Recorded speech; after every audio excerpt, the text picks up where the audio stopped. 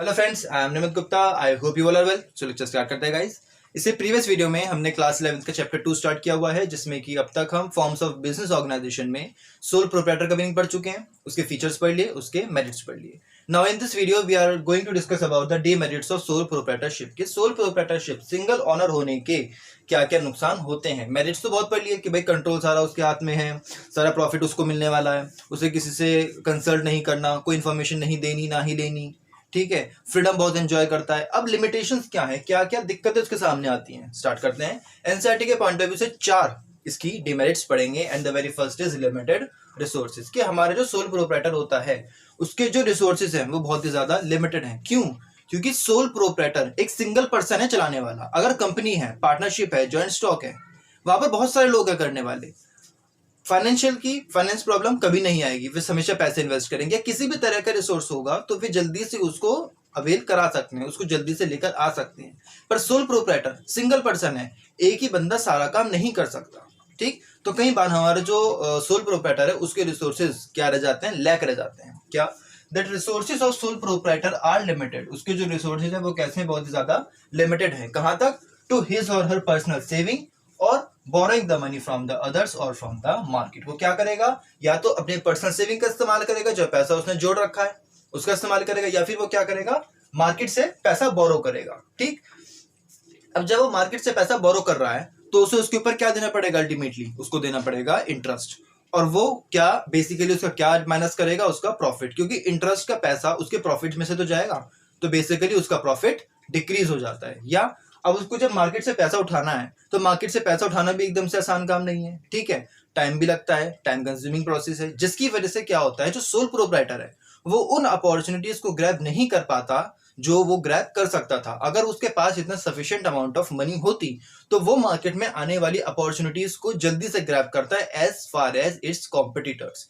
लेकिन कई बार उसके कॉम्पिटिटर्स उन अपॉर्चुनिटीज को जो मार्केट में आती हैं उनको जल्दी ग्रैब कर लेते हैं। क्यों? क्योंकि मार्केट में सब्स्टिट्यूट्स बहुत है, मार्केट में बहुत सारे हमारे कॉम्पिटिटर्स बैठे हैं, तो कई बार वो उन अपॉर्चुनिटीज को ग्रैब नहीं कर पाता। क्लियर? किसकी वजह से? Because of only limited resources की वजह से। ठीक, banks and other lending institution में hesitate. Lack of resources is one of the major reason. यही एक बहुत बड़ा लैक ऑफ रिसोर्सेज एक मेजर रीजन है जिसकी वजह से हमारे सोल प्रोप्राइटर का जो बिजनेस का साइज है वो लिमिटेड रह जाता है, वो जल्दी से ग्रो नहीं कर पाता। ठीक है, कंपनी एक बार को जल्दी से ग्रो कर जाएगी, पार्टनरशिप ग्रो कर जाएगी, लेकिन सोल प्रोप्राइटर का नहीं कर पाता। क्यों? क्योंकि उसके पास रिसोर्सेज के हमेशा लैक करे जाते हैं। ठीक है, रिसोर्सेज सफिशिएंट नहीं हो पाते। ठीक है, why the size of the business rarely grow, कि कहीं कहीं बार ही ग्रो कर पाता है। ठीक है, और वो ज्यादातर क्या रह जाता है, उसका बिजनेस स्मॉल और जनरली ग्रो अच्छे से नहीं कर पाता। किसकी वजह से? Just because of lack of resources की वजह से। Clear? First point. The second point is limited life of the business. हमने इसके बारे में पहले भी पॉइंट्स में पढ़ा था कि हमारे जो बिजनेस की लाइफ है वो कैसी है, बहुत ही लिमिटेड है। क्यों? क्योंकि सोल प्रोप्राइटर है, सिंगल पर्सन चलाने वाला है, वही ऑन कर रहा है, वही मैनेज कर रहा है, वही कंट्रोल कर रहा है, उसी को चलाना है बिजनेस, सारे प्रॉफिट भी उसी को मिलने वाले हैं। तो एक ही बंदा है, तो बिजनेस की भी लाइफ जो है वो लिमिटेड है। क्यों? क्योंकि अगर मान लो हमारे सोल प्रोप्राइटर के साथ कोई भी उसका एक्सीडेंट हो गया, उसकी डेथ हो गई, वो एक्सपायर हो गया, उसके साथ कुछ भी फिजिकल एलिमेंट हो गया, ठीक, तो अल्टीमेटली कौन सफर करेगा? उसका बिजनेस सफर करेगा। अगर सोल प्रोप्राइटर की डेथ हो जाती है तो बिजनेस को बंद करना पड़ जाता है। क्लियर? तो हमारी बिजनेस की लाइफ जो है बहुत ही ज्यादा लिमिटेड है। हमें नहीं पता, फ्यूचर अनप्रेडिक्टेबल है कि बिजनेसमैन कब तक जिंदा रहेगा। जब तक वो रहेगा तब तक बिजनेस चलता रहेगा। Clear? The next point is unlimited liability. कि जो हमारा सोल प्रोप्राइटर है उसकी जो लायबिलिटी होती है वो कैसी होती है? अनलिमिटेड। लायबिलिटी का लिमिटेड और लिमिटेड मैंने मेरिट्स में इसको अच्छे से डिस्कस किया था, आप उसमें चेक कर सकते हैं। तो इसकी जो लायबिलिटी होती है वो कैसी होती है? अनलिमिटेड होती है। यानी कि इसकी डेब्ट्स की पेमेंट करने के लिए अगर इसकी बिजनेस की प्रॉपर्टी सफिशिएंट नहीं होती, इसकी प्रॉपर्टी, तो इसकी जो पर्सनल प्रॉपर्टी है उसको भी बेचा जाता है। ठीक है, इसकी पर्सनल कार बेच दी जाएगी, इसका जो घर है वो बेच दिया जाएगा, जब तक इसकी डेब्ट्स की कंप्लीट पेमेंट नहीं होगी। ठीक, तो ये एक इसकी लिमिटेशन है। The next is limited managerial ability. कि हमारे जो सोलो प्रोप्राइटर है इसके अंदर मैनेजरियल एबिलिटी जो होती है वो बहुत ही लिमिटेड होती है।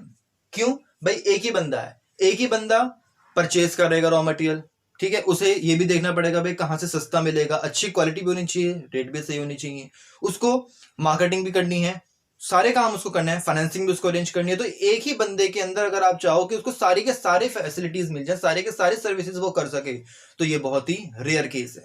तो हमारा जो सोल प्रोप्राइटर होता है उसके अंदर मैनेजरियल एबिलिटीज कई बार नहीं होती, सारी नहीं होती। कुछ ही तो उपाय कि या तो भाई वो मार्केटिंग अच्छे से कर पाएगा, फाइनेंस नहीं कर पा रहा है, या वो ह्यूमन रिसोर्स का काम कर सकता है अच्छे तरीके से, फाइनेंस नहीं कर पा रहा है, मार्केटिंग अच्छे से नहीं कर पा रहा है, तो कुछ भी केस राइज हो सकता है। क्या है इसके बारे में? The owner has to assume the responsibility of varied managerial task, कि जो हमारा सिंगल ऑनर है उसको बहुत सारी रिस्पॉन्सिबिलिटीज को फुलफिल करना पड़ता है, सच एज परचेसिंग, माल परचेज भी करके लाना है, उसको बेचना भी है, फाइनेंसिंग की भी देखनी है, etcetera. It is rare to find an individual, ये बहुत मुश्किल है किसी एक ऐसे इंडिविजुअल का पता लगाना जो क्या कर सके, अपनी हर रिस्पॉन्सिबिलिटी को अच्छे तरीके से फुलफिल कर सके। ही और she can not hire an individual because of a limited resources. यहाँ पर उन्होंने ये डिस्कस करा कि वो क्या करता है, एक और बंदा, वो ये नहीं सोचता, मतलब वो ये नहीं कर सकता कि एक और बंदे को हायर कर ले।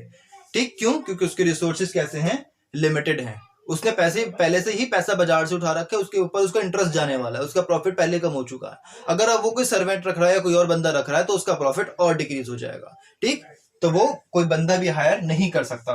एज समटाइम ही और she does not grab the market opportunities as far as possible, कहीं बार इसकी वजह से भी वो मार्केट की उन अपॉर्चुनिटीज को ग्रैब नहीं कर पाता जिनको वो जल्दी से ग्रैब कर सकता था या आसानी से ग्रैब कर सकता था, just because of lack of resources and managerial abilities सबके अंदर सारी नहीं होती। क्लियर?